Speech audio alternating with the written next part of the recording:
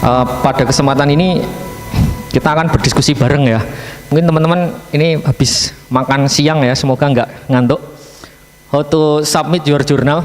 Jadi karena baca jurnal itu pertama kali dari introduction, maka saya akan memperkenalkan saya dulu ya. Karena tak kenal maka tak apa-apa, tak sayang. Harusnya tak kenal maka tak aruf ya. Mungkin yang minggu lalu sudah ikut denger joke 2 kali ya. Ya maaf ya, susahnya bikin kayak gitu ya. Ya, jadi kita akan ngomongin tentang how to submit your journal. Ya, jadi akan ada banyak sekali mungkin remember to get lot of publication, you also will need to get lot of rejection. Jadi kalau kemarin mungkin yang sudah memilih beberapa jurnal, mungkin teman-teman memilih 5 jurnal, santai saja kalau satu ditolak ya berarti ada 4 yang akan siap untuk menolak Anda, enggak ya? Ya, jadi kita memang harus menentukan beberapa jurnal. Karena mungkin satu jurnal kita tidak berhasil, kita akan ke jurnal-jurnal yang lain. Karena ya bagaimanapun juga walaupun penulis-penulis handal itu mesti akan ada penolakan. Ya, jadi siap-siap saja. Jadi bahkan ada yang mengatakan kalau accepted itu which almost nobody gets. Jadi kadang kita memang harus ada revisi walaupun minor itu. Ya, walaupun revisi mayor kita tetap harus selalu positive thinking ya. Jadi mereka masih tertarik pada kamu ya. Jadi kamu itu mungkin jurnal kita, walaupun kita harus revisi mayor. Jadi ada beberapa strategi ya, mungkin yang pertama dipilih jurnal yang agak tinggi. Ya walaupun kita mungkin ketinggian, nggak apa-apa, tapi capailah cita-cita setinggi bintang di langit. Ya jurnal juga mungkin ada di langit ya, jelek ya ilustrasinya. Jadi ya tapi yang paling penting mungkin yang dari tinggi itu ditolak, kita menerima masukan dari reviewer ya. Masukan itu yang kadang kita perlukan. Ya. Gimana kita membentuk cerita kita atau storytelling kita jadi lebih enak gitu. Ya bahkan walaupun sudah di reject dan resubmit kita tetap harus positive thinking. Ya, they still want the paper ya. Kita masih ini harus tetap jadi paper ya. Ya mungkin beberapa kali penolakan nggak apa-apa, kita harus tetap selalu menulis ya. Kadang-kadang jurnal itu mereject karena yang kita hasilkan itu sesuatu yang sangat baru gitu, yang memang belum pernah ada gitu. Jadi baru itu malah kok nggak ada, mungkin kita masih kekurangan sesuatu itu untuk membuktikan gitu. Jadi tapi ya berapa kali mungkin penemu-penemu hebat itu mengalami penolakan itu misalnya. Untuk memberikan sesuatu yang baru itu kan. Jadi misalnya kayak siapa? Yamanaka itu dia bikin IPS 10 tahun ya, berapa kali penolakan, berapa kali gagal gitu kan, dia bisa tetepan. Ya, jadi seperti kemarin yang sebenarnya di jurnal yang kalau kita menulis itu yang pertama kali kita memang usahakan kita menulis sekali, tapi kita revise beberapa kali gitu. Jadi yang sudah kita revise lagi, yang sudah kita revise lagi. Terus kapan submitnya? Ya kita mau submit.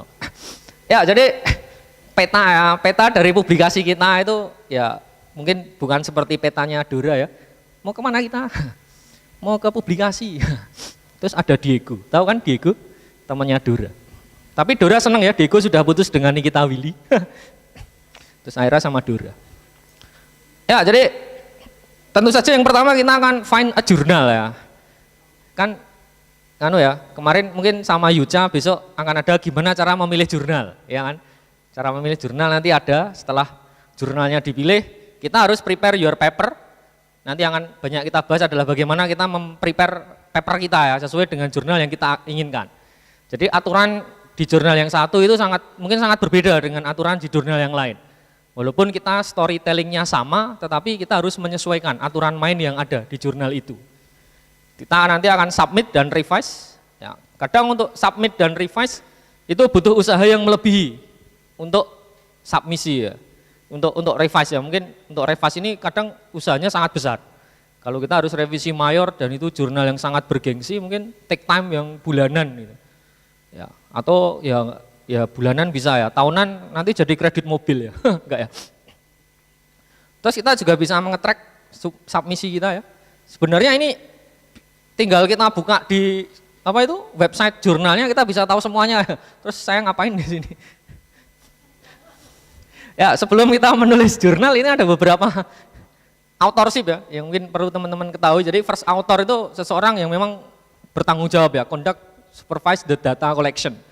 Jadi kadang yang melaksanakan itu laboran atau teknisi, tapi ada seseorang yang memang bertanggung jawab terhadap keabsahan jurnal itu.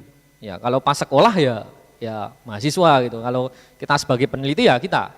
Walaupun mungkin untuk pengerjaannya atau bahkan mungkin analisisnya itu sudah ada gitu. Tapi kita yang benar-benar bertanggung jawab.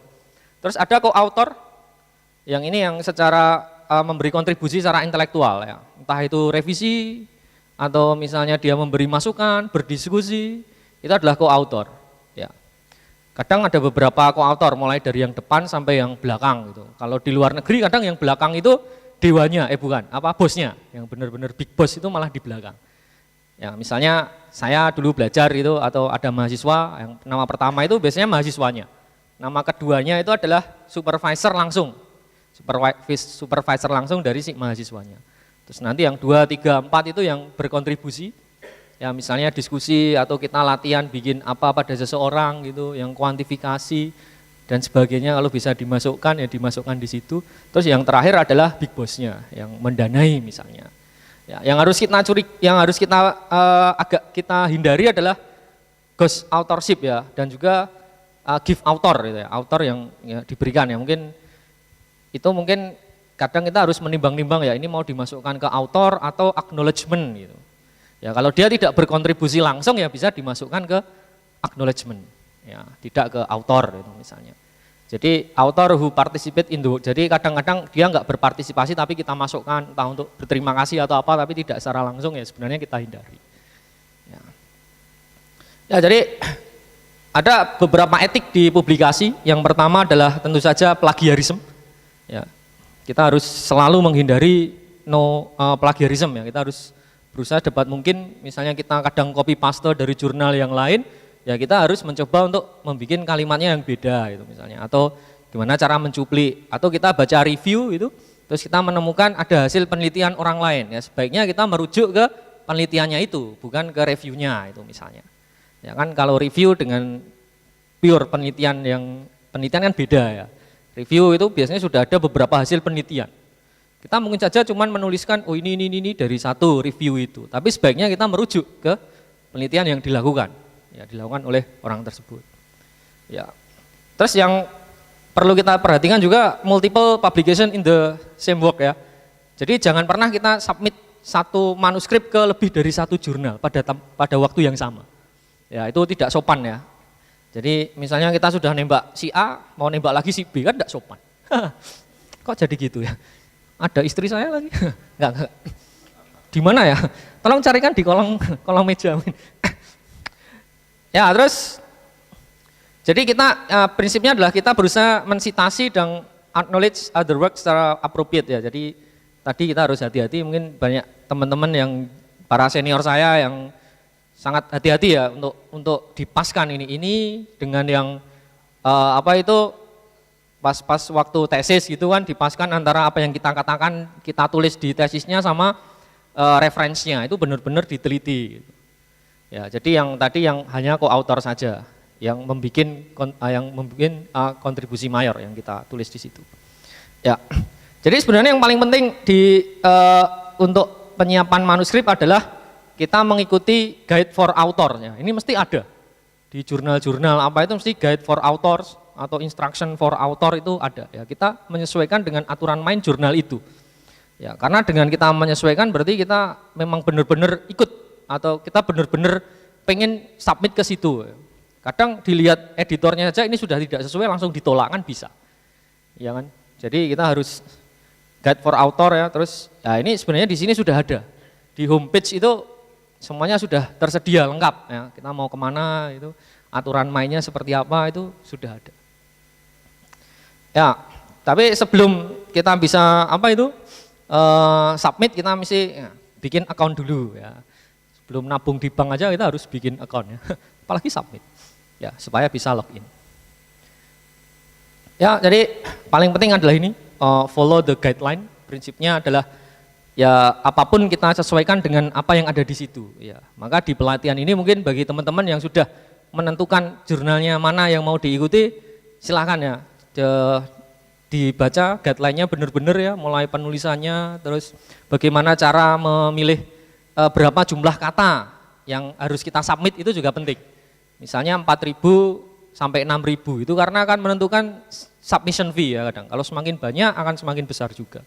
berapa figur yang diinginkan, atau kita perlu nambah lagi enggak untuk kalau kita mau menambah figur, ya itu juga perlu kita perhatikan. Ya.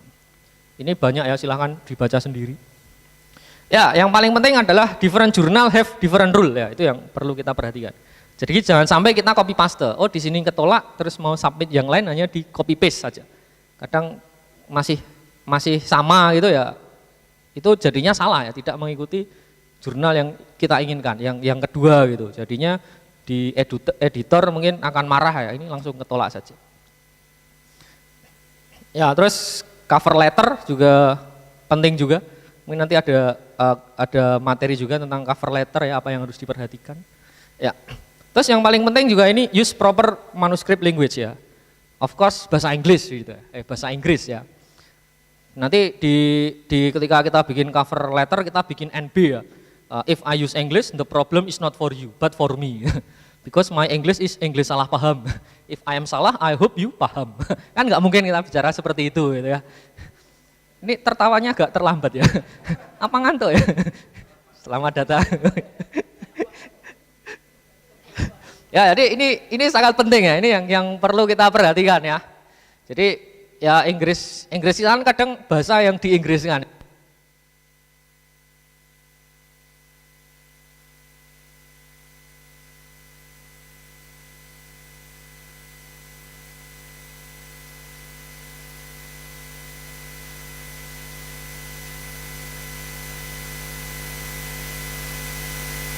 Tes ya. Kalau ekonomi biasanya bilangnya cek. Kalau perlu cash. Kalau saya dari anatomi ya tes. Astagfirullahaladzim. Mana ini senior saya semua. Gak guyon ya, biar agak meriah gitu. Kalau serius saya nggak bisa ya, gini serius saya. Ya, jadi kita harus selalu kadang minta native speaker ya. Kalau enggak ya seseorang yang memang bahasa Inggrisnya sudah mumpuni gitu, kita minta untuk membantu membahasakan bahasa Inggris. Dan kadang medical Inggris dengan medical yang lain pun beda ya. Kadang mencari natif yang dia tahu benar-benar medical terminologi itu kan agak susah juga. Ya, kadang kalau yang sastra Inggris dengan medical Inggris kan juga akan beda ya. Juga akan beda sekali. Ya, jadi yang perlu kita ingat poor English itu lead to rejection paper ya. Jadi kalau Inggrisnya jelek ya biasanya lead to rejection ya. Sering kok saya terus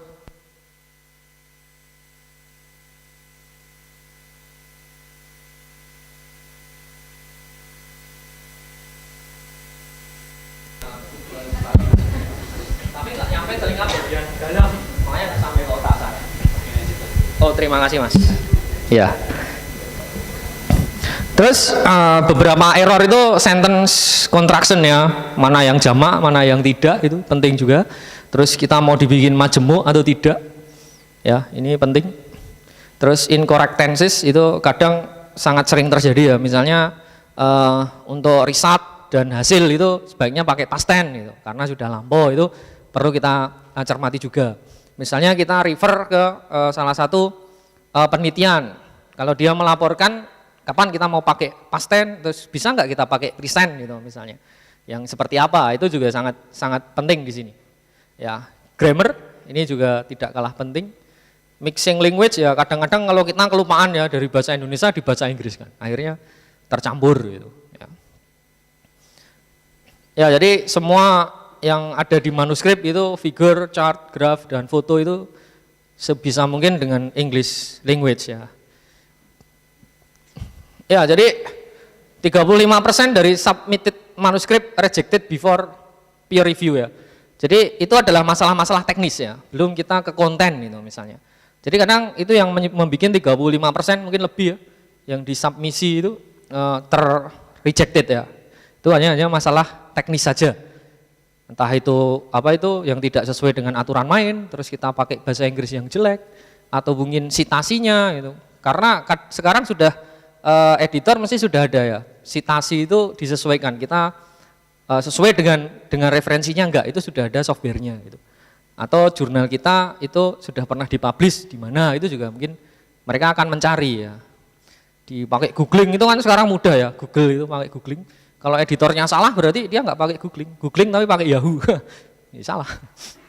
Gak lucu ya, nggak apa-apa. Ya.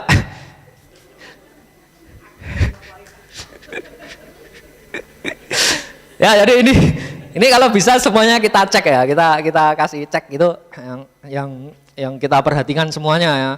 Advanced understanding in a specific research field ya. Kadang bahasa kita juga sesuai enggak dengan bahasa dari audiens kita ya.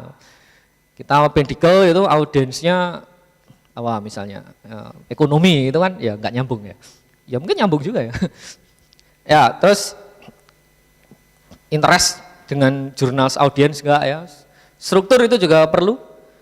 Jadi kadang kalau secara umum itu kita ada apa? Introduction, terus habis itu material and method, result and discussion gitu, acknowledgement dan conclusion gitu. Tapi kadang-kadang ada juga yang menjadikan satu antara result dan discussion. Nah, itu yang harus kita perhatikan juga untuk apa itu strukturnya. Ya. Conclusion itu bagaimana itu? Conclusion kita juga harus hati-hati. Ya, conclusion justified ya. Jadi apakah penelitian ini sesuai dengan konklusi kita atau tidak? Ya. Misalnya kita hanya mencari ekspresi gitu. Kita tidak mengkorelasikan dengan yang lain gitu, secara fungsional atau secara histopatologi gitu. Tapi kok di konklusi kita ngomong, nah, apakah itu tepat atau enggak? Kita bisa mengukur sejauh mana penelitian kita dan hasilnya seperti ini. Dengan hasil seperti ini saya bisa ngomong apa? Ya, prinsipnya kan seperti itu. Jadi misalnya kalau kita lihat ekspresi ya kita omongin aja. Oh ternyata it's increase or down regulate atau up regulate ya. Nggak usah dihubungkan dengan yang lain misalnya karena kita nggak hitung misalnya. Ya, jadi format figur dan tabel ya ini harus diperhatikan juga. Ya, terus grammatical and spelling mistake ya ini yang mungkin kita harus revise itu kadang grammatical and spelling itu di situ. Ya, jadi yang tidak harus kita lakukan adalah copy paste ini. Karena ini bisa jadi plagiarisme ya. Jangan dilihat mbaknya ya, lihat copy pastenya.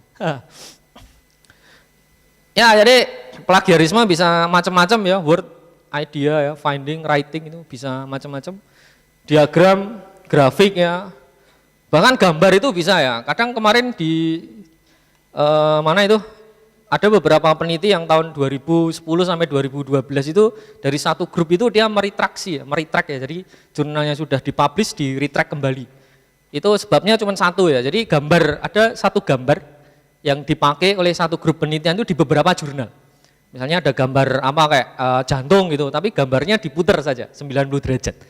Itu kan di jurnal lain sudah ya nggak tahu ya kalau nggak teliti gitu. Itu satu gambar saja, tapi terus akhirnya dilaporkan dan akhirnya di retract gitu. Itu juga banyak sekali kejadian yang hampir menggambarkan itu. Yang kita harus sangat hati-hati dengan sitasi yang bisa kita hubungkan dengan plagiarisme. Ya, jadi yang harus kita cegah juga fabrikasi ya, making up research data itu termasuk falsifikasi, manipulasi gitu. Jadi data yang ada yang sebisa mungkin kita laporkan. Jangan terus ini gimana gitu ya, ditambah atau dikurangi gitu. Falsifikasi juga kita menambah apa yang harusnya kayak gini terus jadi kayak gitu. Ya. Ya, konflik of interest ya, ini kita juga harus kadang mendeklar ya konflik of interest, terutama yang hubungannya sama dana. Atau memang kita punya tujuan khusus dengan manuskrip atau penelitian kita itu harus kita declare. Ya. Ini tips, ya kita harus, yang kalau misalnya teman-teman sudah memilih jurnal ya coba dibaca AMN, tujuan dan scope dari jurnal ini. Match gak dengan manuskrip yang akan kita submit gitu. Ya kadang kan hampir sama ya, ada yang toksikologi atau jurnal yang pharmaceutical itu, farmasi itu kan mungkin banyak, tapi cocok nggak dengan kita yang medis gitu, atau lebih cocok dengan teman-teman yang dari farmasi gitu kan. Kita harus benar-benar melihat scope dari jurnal ini kayak apa. Paling mudah ya kita klik aja, misalnya cari aja beberapa contoh artikel dari jurnal itu gitu, atau memang kalau di situ biasanya sudah ada, ini memang jurnalnya mau kemana saja gitu. Ya. Ada beberapa jurnal yang hanya invitasi saja. Ya. Jadi yang tadi sudah ya, hanya satu jurnal pada satu waktu, kalau kita sudah ditolak ya kita berusaha memperbaiki dan ke jurnal yang lain gitu. Ya, jadi jurnal metrik itu penting untuk melihat impact dari jurnal ya. Ya, terus yang saya nganu aja, dilewati aja, yang kita bisa menggunakan reference manager ya, itu sangat penting di sekarang ya, bisa pakai EndNote, Mendeley atau reference manager yang lain ya, yang mungkin teman-teman familiar dengan apa. Karena ini sangat penting. Mungkin karena ngubah satu reference akan mengubah referensi yang lain. Kalau kita pakai masih pakai manual ya kadang apa itu sangat berat. Ya jangan lupa setelah publikasi celebrate and ya selebrasi kan penting kan. Kadang kita malah melupakan selebrasi gitu kan. Padahal untuk selebrasi kan kita maksudnya merefresh tenaga kita. Kalau Ultraman itu kalau sudah bikin ting dung kayak gitu kan, dalam Ultraman dia terus pergi ke bintang, ya kan? Ya kayak kita juga ya, setelah submisi itu mungkin ting dung nah, ini saatnya refreshing gitu. Tapi kenapa Ultraman itu nggak pakai power bank ya? Kan kalau pergi ke bintang sambil ngecas power bank, seru ya.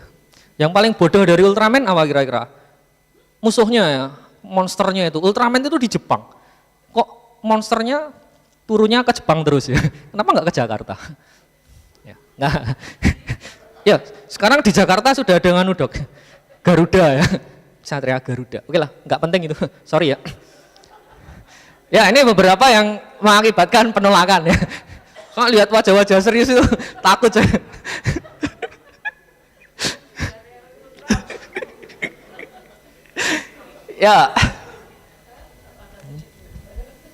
Ya kenapa dia nolak aku ya? Yang pertama tentu saja teknikal ya. Jadi masalah-masalah teknis itu bisa berujung sangat fatal ya, penolakan.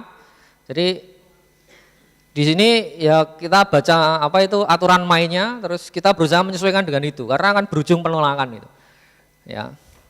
Terus ya kadang aim and scope-nya itu beda ya. Kadang ditolak karena kita merujuk pada atau kita submit pada jurnal yang salah. Ya, itu juga bisa. Ya incomplete ya.